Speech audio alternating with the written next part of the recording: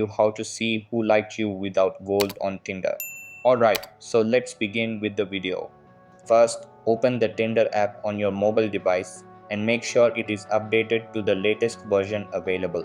After that, sign into your account and you will be redirected to the home page.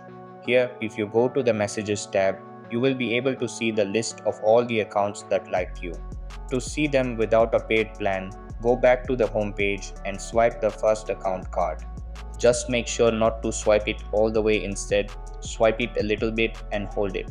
The next person beneath the top one will always be the one who liked you. Even if you close the app and relaunch it, the top card may refresh, but beneath it will remain the same.